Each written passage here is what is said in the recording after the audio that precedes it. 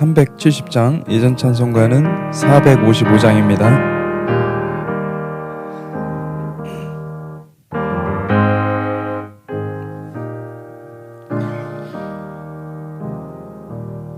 주 안에 있는 나에게 단 근심이 있으랴.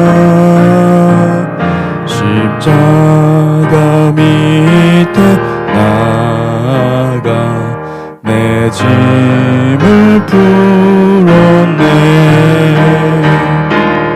주님을 찬송하면서 할렐루야 할렐루야. 내 앞길 멀고 험해도 나 주님만 따라가리. 그 두려움이 변하여 내 기도 되었고, 전날의 한숨 변하여 내 노래 되었네. 주님을 찬송하면서 할렐루야 할렐루야. 내 앞길 멀고 험해도 나 주님만 따라가리. 내 주는 자비하셔서 늘 함께 하시고, 내 궁핍 밤을 하시고 늘 채워주시네. 주님을 찬송하면서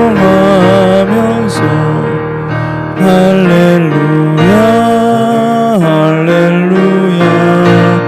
내 앞길 멀고 험해도 나 주님만 따라가리. 내 주와 맺은 언약은 영불변하시니, 그 나라 가기까지는 늘 보호하시네.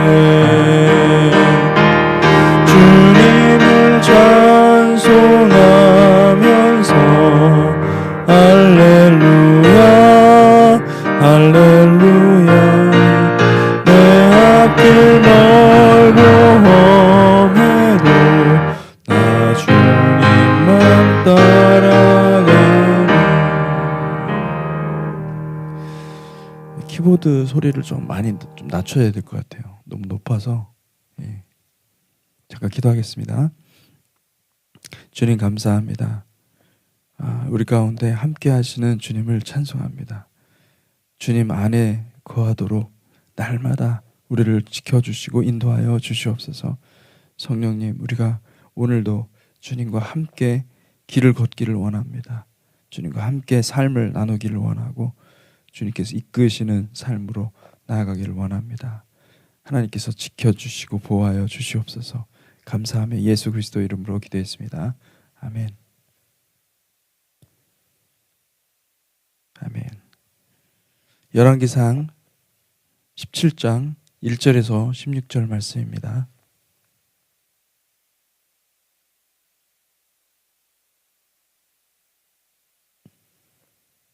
(17장) 1절에서 16절까지 찾으신 줄 알고 함께 교독하겠습니다.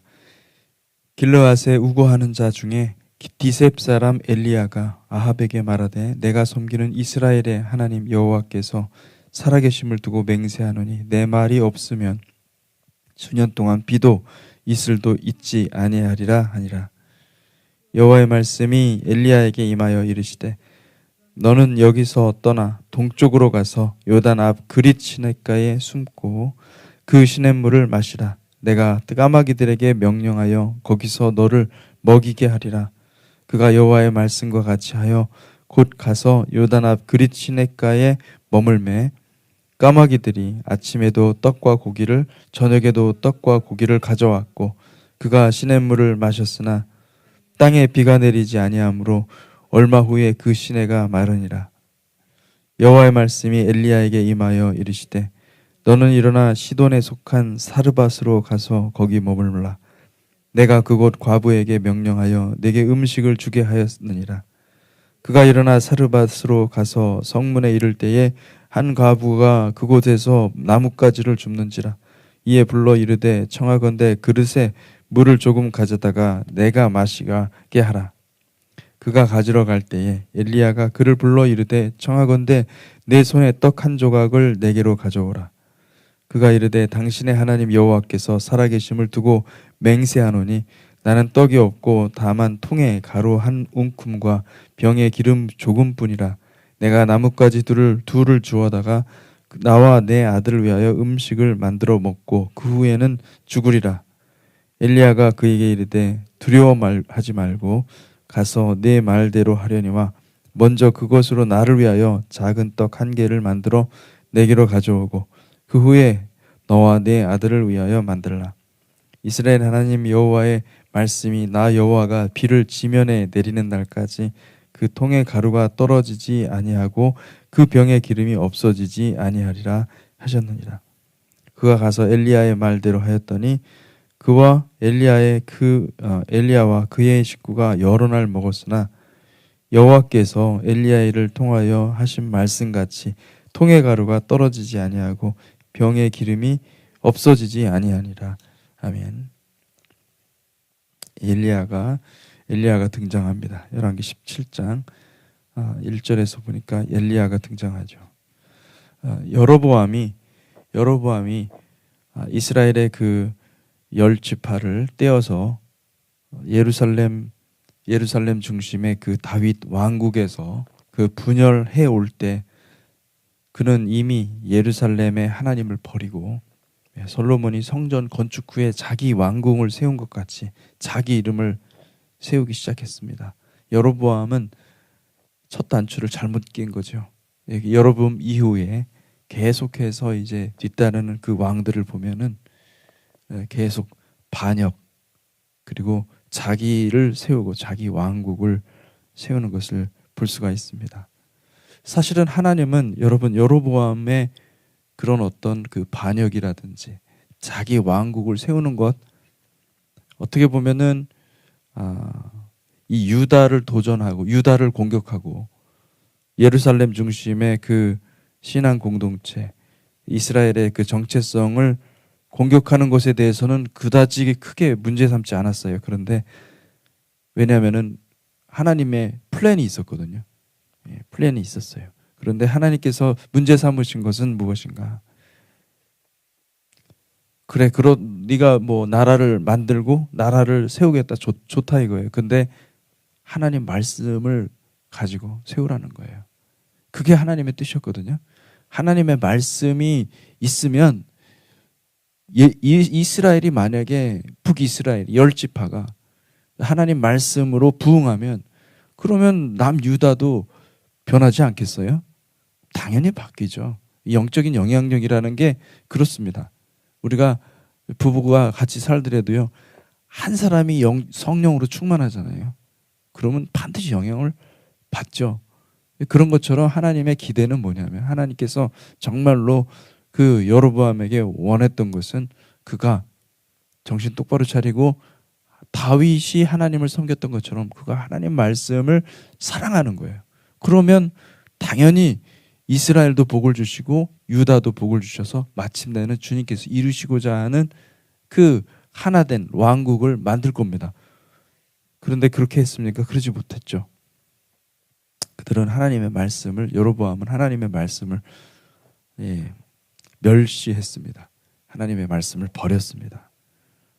그리고 베델과 단에다가 우상을 숭배하고 그리고 그 이후로부터 이스라엘이 완전히 타락해서 이제는 오므리 왕국, 오므리 왕조 그리고 가장 하나님께서 혐오하는 모든 일들, 그 가장 혐오하는 것들만 행하는 그런 나라가 되어버린 것이죠. 여러분, 주님이 원하시는 것은 단 한 가지입니다. 많은 율법 조항이 많이 있으니까 그것들을 다 지키는 것이 아닙니다. 그것이 아니라 그것 모든 것을 하나 통합하면 결국은 뭐냐면 하나님을 사랑하라는 거예요. 하나님을 사랑하고 하나님이 하신 그 말씀을 내 마음에 새기고 내 뜻대로 살지 않고 하나님을 모시고 살아가라, 그겁니다. 여러분, 하나님의 말씀에 온전히 순종하는 복된 저와 여러분들이 되시기를 주님의 이름으로 축복합니다. 아멘. 제자훈련은 이제 거의 막바지가 지금 오르고 있죠. 여러분, 왜 우리가 제자훈련을 시작했습니까? 잘 생각해 보십시오. 제자훈련은 여러분, 어차피 우리는 신앙생활 혼자 할 수 있다고 생각하잖아요. 근데 그러지 않습니다. 사실은 가만히 생각해봐. 여러분, 말씀을 듣고 여러분들이 정말 그 말씀을 삶에 새기고 뼈에 새기는 거를 여러분 혼자 할 수 있습니까? 못합니다. 잘 안 됩니다. 결국은 무엇이냐면은 관계거든요. 관계. 말씀을 듣고 하나님과 나와의 관계가 회복될 뿐만 아니라 그것을 가지고 그 말씀이 내 안에 새겨지고 그 내 안에 순종의 열매를 내므로써 그래서 같이 알아가는 거예요. 관계. 10년, 20년 신앙생활에도 옆에 있는 사람 잘 몰라요. 깊이 나누려면은 반드시 말씀을 나눠야 돼요. 말씀을 나누고 말씀 안에서 스트러글 하는 것이 없으면은요, 알 수 없어요. 우리 주님이 우리를 구원하시고 그냥 뭐 예수 그리스도의 복음을 아는 사람을 구원하는 게 아닙니다. 그것이 아니라 우리를 관계로 묶고 공동체로 묶고 그 공동체 안에서 깎이는 삶을 만들어내고 결국 무엇이냐? 교리도 있어야 되고 여러분 교회도 있어야 돼요. 공동체도 있어야 돼요. 그리고 그 공동체에서 삶이 만들어져야 돼요. 어떤 삶입니까? 말씀에 순종하는 삶이 만들어져야 되는 거예요. 근데 그걸 만들지 않고 우리가 제자훈련이라는 것이 그런 거거든요. 좀 우리가 같이 현미경으로 들여다보자 이거예요. 말씀을 주일날 말씀 들었는데 그 말씀 가지고 한번 진짜 내가 그렇게 잘 살고 있는지 한번 잘 보자. 잘 보면은 내가 말씀대로 살지 않거든요. 그렇죠. 그것을 어떻게 합니까? 그 제자 훈련 가운데서 그것을 다 태우고 그리고 주님께 순종하는 것입니다. 우리는요, 자기 잘날 맛에 사는 거예요. 사실은. 그래서 그 자기가 잘난 것이 드러나고 그 교만이 드러나고 그러는 것을 그런 게 귀찮고 싫거든요. 그러니까 혼자 신앙생활 하려고 그러고 혼자 그냥 뭐 좋은 말씀 들으면은 말씀이 좋아서 신앙생활 하다 보면은 천국 가겠지 막연하게 생각하는 거죠. 천국은 실제입니다. 그러니까 천국이 정말 존재한다고 한다면 하나님은 택한 자들을요 그렇게 내버려 두지 않을 거예요. 택한 자들을 분명히 그 섬기는 우상을 다 부수고 그리고 그를 제대로 된 신앙으로 초대하시겠죠.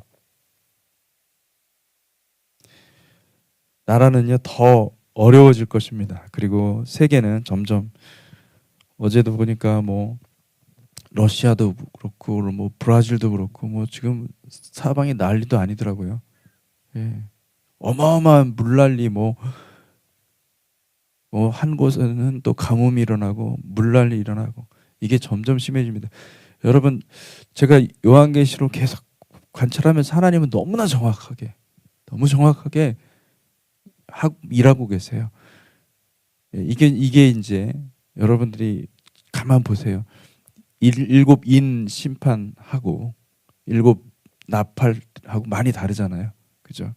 나팔 때는요 천재지변이 일상화되는 거예요. 예. 뭐 첫째 나팔을 불고 둘째 나팔이 불고 셋째 나팔. 여러분, 첫째 나팔, 그 나팔 부는 그 순간만 그런 일들이 일어난다는 뜻이 아니에요. 그게 전 세계적인 현상이라는 거예요. 전 세계적으로 곳곳에서 물폭탄이 일어나고 물폭탄이 떨어지고 그런 일들이 일어난다는 것이죠. 더 점점 경제는 더 추락할 것입니다. 경제는 추락하시고 하게 될 거고 사람들의 마음은 더욱더 악해질 것입니다. 그리고 이것의 원인이 무엇인지 찾다 보면은 결국은 이 크리스찬들을 박해하는 시대가 올 겁니다. 여러분, 준비하셔야 돼요. 예. 근데 하나님께서 준비하신 것은 그런 때라 할지라도 바로 가장 어두울 때 하나님은 이스라엘 백성의 가장 어두울 때, 이스라엘 백성들은 물질적 번영이 있었고 오므리 왕조 때, 아합 왕 때는 굉장히 그가 정치력이 있었기 때문에, 외교술이 있었기 때문에 페니키아에서 굉장히 많은 돈을 벌어들인 거로 알고 있어요. 그래서 많은 것들을, 나라를 융성하게 했단 말이에요. 그렇지만 영적으로 볼 때 가장 어두운 곳이었어요. 근데 하나님께서 그런 때에 엘리야를 준비하셨습니다. 엘리야와 엘리사를 준비하신 것을 볼 수가 있죠. 여러분, 엘리야를 하나님께서 준비하신 하나님은 정확하게, 여러분, 요한계시록 10장에 보면은 우리를 어떻게 준비하십니까? 우리를 말씀을 먹고 그냥 입에는 달지만은 그 말씀이 어떻게 해요? 배에서 쓰는 거예요. 다시 말하면 진통을 겪는 거죠. 소화를 시키는 과정이 고통스러운 거예요. 그렇게 해가지고 제자가 된 사람들, 하나님의 말씀에 순종하는 그 사람들을 통해서, 그 사람들은 무명한 자들이에요. 유명한 자들이 아니에요. 여러분, 마지막 때 일어나는 대언의 영, 예언의 영은요, 유명한 사람들이 아닙니다. 몇몇 선지자들이 아닙니다. 여러분, 사람들이 많이 착각해요. 그렇지 않습니다. 역사를 잘 보면은, 교회사를 보잖아요. 우리는 바울을 알죠. 바울에게 기름 부은, 바울에게 안수한 아나니아는 잘 모르잖아요. 하나님은 수도 없이 많은 무명한 자들을 통해서 일하실 것입니다. 그들이 두 증인이에요. 두 증인이 앞에서 초자연적인 역사를 일으키고 이런 사람들이 두 증인 같죠? 그렇지 않습니다. 그런 식으로 사역하지 않습니다. 주님께서 사역하시는 방법은 다릅니다. 여로보암은 실패했습니다. 그리고 여로보암의 그 모반의 역사는 여호와의 눈에 보시기에 너무나 악한 길을 가게 되었고, 여로보암 이후에 그 왕권은 지속적으로 탈취당하는 역사를 거듭했고, 마침내 오므리 왕조가 나왔습니다. 그는 자기 왕국의 결정판입니다. 그들에게는 하나님의 없었습니다. 그들에게는 바벨탑이 있었어요. 오므리의 아들 아합은 적그리스도였습니다. 짐승이었습니다. 하나님과는 완전히 멀어진, 주님이 보시기에는 그가 이전의 왕들보다 아주 형편없이 더 악하게 그렇게 행한 흉악한 왕이었습니다. 16장 30에서 33절 보니까 이런 말씀이 있어요. 오므리 아들 아합이 그의 이전의 모든 사람보다 여호와 보시기에 악을 더욱 행하여 느밧의 아들 여로보암의 죄를 따라 행하는 것을 오히려 가볍게 여기며, 시돈 사람의 왕 엣바알의 딸 이세벨을 아내로 삼고 가서 바알을 섬겨 예배하고, 사마리아에 건축한 바알의 신전 안에 바알을 위하여 제단을 쌓으며 또 아세라상을 만들었으니 그는 그 이전에 이스라엘 모든 왕보다 심히 이스라엘 하나님 여호와를 노하시게 하였더라. 여기 두 짐승이 나오지 않습니까? 여기도. 이제 이 두 짐승이 하나가 되는 거예요. 원래 짐승들은 하나가 되지 않는데 이제 마지막 때가 되니까 하나가 되는 거죠. 아합 위에 이세벨이 있었어요. 이 거짓 선지자 역할을 하는 거죠. 이세벨이 더 악랄했어요.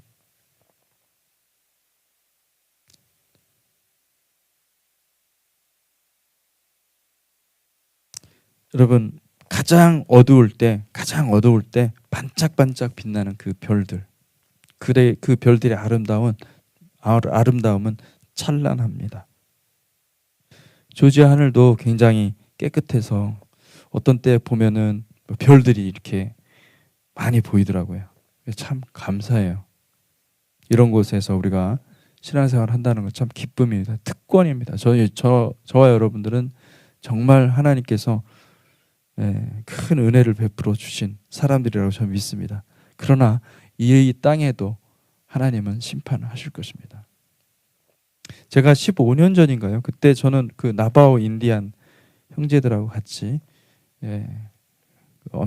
그 내리브 아메리칸 미션이 있었어요. 그래서 교회에서 파송을 해서 몇 사람이 같이 가가지고 그곳에서 복음을 전하고 또 같이 이렇게 어울리면서 맛있는 음식도 같이 나눠 먹고 그랬는데, 그러다가 어두운 밤이었어요. 그 칠흑같이 어두운 그 밤에 모닥불을 피워놓고 그들과 이런저런 이제 얘기들을 나누면서 밤하늘을 본 적이 있습니다.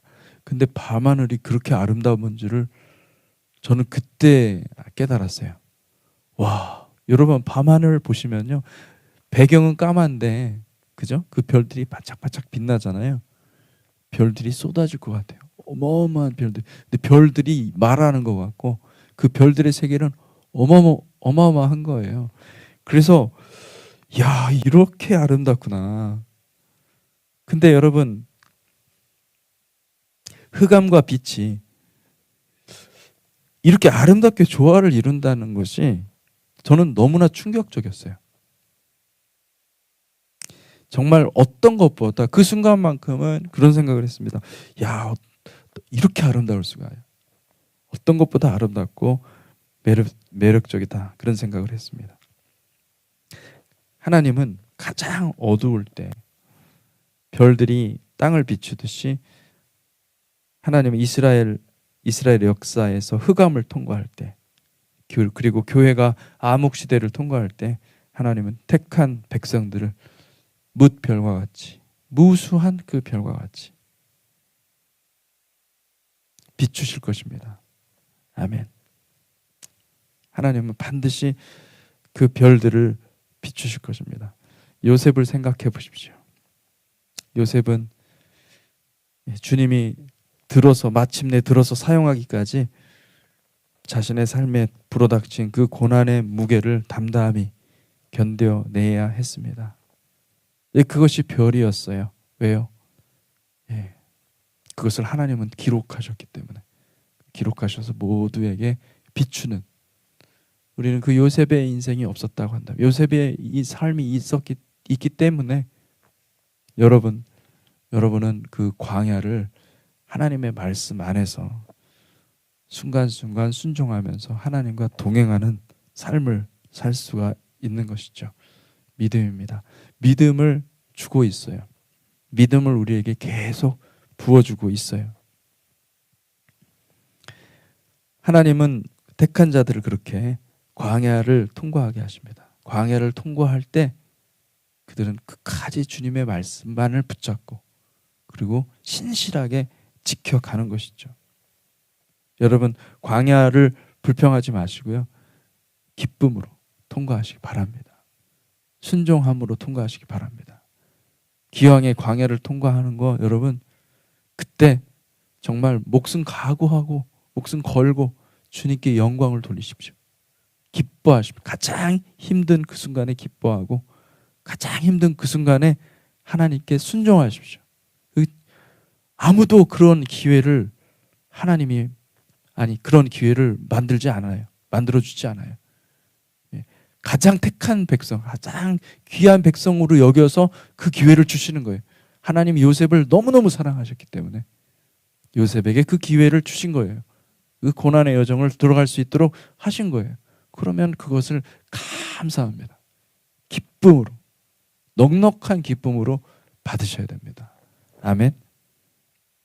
거기서 여러분 서바이벌 하는 훈련을 하셔야 됩니다. 거기서 이 엘리야가 저는 이런 질문을 해봤어요. 아니 엘리야 같은 훌륭한 선지자를 왜 그 사르밧 과부한테 보내지? 죽어가는 이제 먹을 게 없으니까 너무 가난하고 풀뿌리 뜯어먹고 죽겠다고 하는 그 사르밧 과부한테 보낸 거예요. 하나님 교육하시는 겁니다. 지금 엘리야를 지금 하나님의 일을 하기 위해서 준비시키는 거예요. 하나님은 다 생각하시고 여러분 마지막 때를 위해서 하나님 여러분들 준비하고 계세요. 준비하고 계신다는 것을 믿으시기 바랍니다. 그래서 여러분 앞에 있는 작은 고난이라 할지라도 그거를 그냥 쉽게 나는 이거 여러분 돈만 있으면 다 해결되는 세상이니까 돈으로 다 해결하려고 그러잖아요. 그러지 마세요. 그러지 마시고 정말 주님 왜 주님 내가 이걸 통과해야 됩니까? 기도하면서 그 길을 걸어가십시오. 승리의 길로 주님께서 이끌어 주실 것입니다. 여러분 선지자는요 광야에서 나오게 되어 있습니다. 광야에서 주님의 임재를 구하시기를 바랍니다. 아멘. 많은 분들이 자기를 버리지 못하는 거죠. 자아를 부정하지 못하는 거예요. 공동체 신앙이 없어져 버렸어요. 옛날에는 근데 성경 말씀이 정확히 말씀하고 있죠. 교회는 커지고 막 사람들은 많이 있는데 다 개인 신앙이에요. 공동체 신앙이라는 게 없습니다. 자기의 그 연약하고 뾰족하고 부족한 그 모습을 사람들한테 보이고 그런 게 힘든 거예요. 싫은 거예요. 나 혼자 신앙생활하면 되지 뭘 그렇게 귀찮게 서로 그 누추한 모습을 봐가면서 뭘 그렇게 신앙생활하냐 그러는 거죠. 개인주의 신앙입니다. 자기는 하나도 변할 마음이 아예 없어요. 다른 사람을 변화시켜 말씀을 가르쳐서 변화시켜 말씀 가르쳐서 변화 안 됩니다. 여러분 변화는요 회개할 때 일어나거든요. 진정한 회개가 일어나야 되는데 안 됩니다. 그래서 공동체 안에서 여러분 힘들더라도 제자훈련을 완수하셔야 돼요. 제자훈련을 통해서 내가 깨져야 돼요. 다른 사람을 깨뜨리는 사람 만들지 마시고 되지 마시고 내가 깨져야 돼요. 내가 깨져야 그게 주님께서 그래서 제자훈련을 이렇게 하시는 거구나 알게 되는 거죠. 셀그룹도 마찬가지입니다. 셀그룹도 사람 붙여놓으면은 사람 만나게 하면 자기 자랑하다 끝나는 사람들 있잖아요. 그죠? 여러분 신앙은 자기 자랑하는 게 아니에요.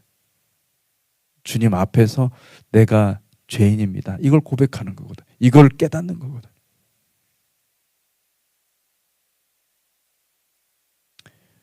이 디셉 사람 엘리야는요. 영적으로 칠흑 같은 그 밤을 통과하는 그 북이스라엘을 구원하기 위해서 하나님께서 특별히 훈련시켜서 그들을 향해서 보내주신 하나님의 종입니다. 하나님의 사람입니다. 하나님은 사람들을 준비하시죠.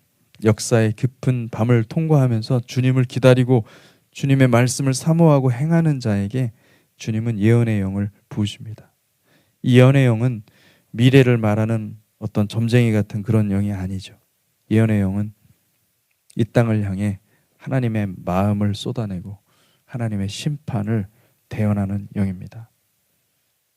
왜 하나님께서 여러분들에게 이 요한계시록을 주셨는지 아십니까? 마지막 때는요.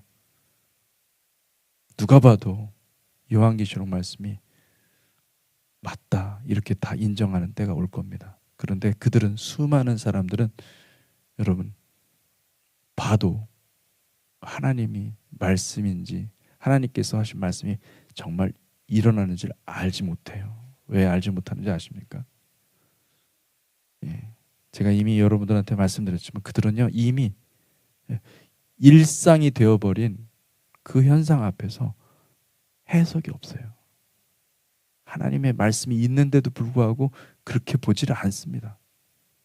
근데 여러분들은 요한계시록을 왜 공부해야 됩니까? 요한계시록을 알고 다 외워야 돼요. 사실은 외워서 말씀을 선포하라고.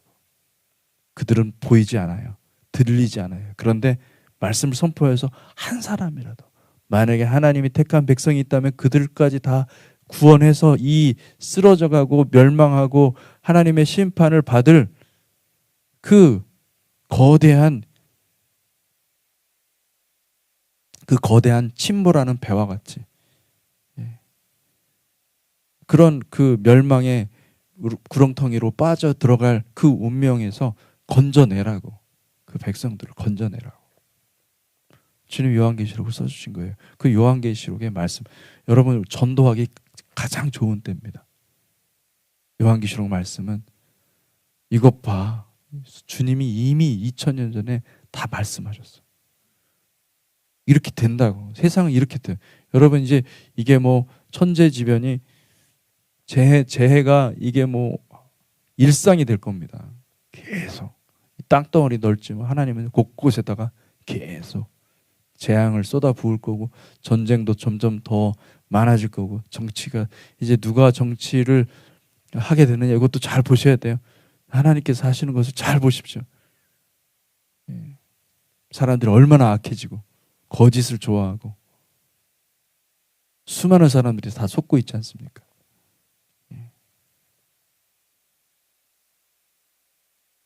목사가 아닙니다, 여러분. 잘 보세요. 무슨 요즘에 언론에 무슨 최 누구 목사? 그게 목사입니까? 왜 목사라는 말을 그 타이틀을 그렇게 제목에다가 그렇게 하는지 모르겠어요. 그 목사가 아니죠. 그거는 간첩입니다. 누가 봐도 아는 거잖아요, 다. 그런데도 다 속아요. 몰래 들어가지고 그냥 지령을 받아가지고 그렇게 하는 것들을 분별 못합니다, 사람들. 알지 못하죠. 이미 여러분 목사들 가운데서는 이미 북에서 내려온 목사들도 많고, 신학교에서는 그런 걸 걸러낼 능력이 없어요. 돈만 갖다 주면은 다 받아주기 때문에 다 그런 사람들을 다 해서 학위 주고, 그 무슨 뭐 신학교 교수였던 사람이 무슨 뭐 국회의원 되는데 그 말하는 거 보세요. 그게 말입니까? 그게 말도 안 되는 거죠. 교수라고 믿지 말고, 목사라고 믿지 말고, 여러분 아무도 믿지 마셔야 돼요. 하나님을 믿으셔야 돼요. 예수 그리스도 외에는 없습니다.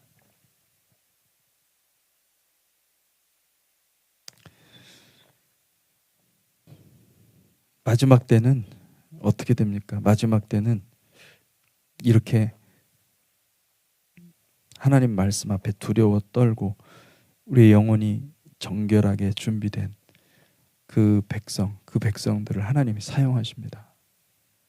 높이 올라간 사람들을 사용하지 않습니다.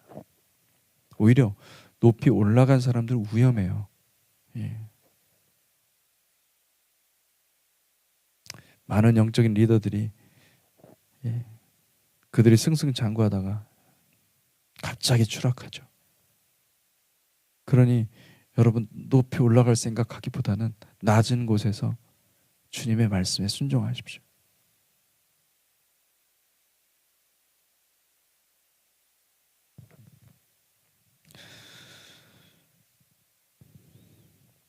마지막 때의 사인은 분명할 것입니다. 하나님께서 이 땅과 바다와 하늘 아래에 있는 모든 자원들을 다 흔들 것입니다. 왜냐하면 사람들이 그것을 우상으로 섬겼기 때문에 하나님께서는 그것을, 그래 너희들이 원하는 것은 내가 아니라 이런 우상, 헛된 우상들이야? 그러면 내가 그 실체를 보여줄게.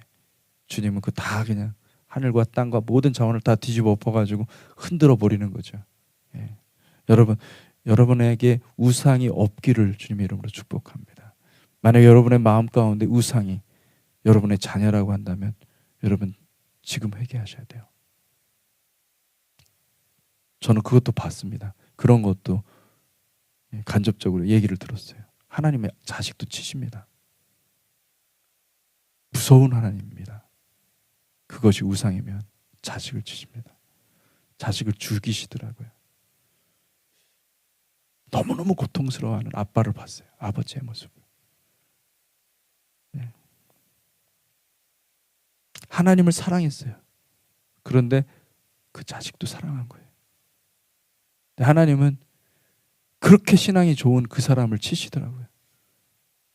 예. 그 아들이 얼마나 예수님을 잘 믿었는지 몰라요. 너무너무 아빠의 자랑이었어요. 하나님의 한순간에 치시더라고요. 나중에 그분이 고백하는 거예요. 내가 하나님을 사랑했지만 사실은 하나님보다 내 자식을 더 사랑했습니다. 울면서 고백하는 거예요.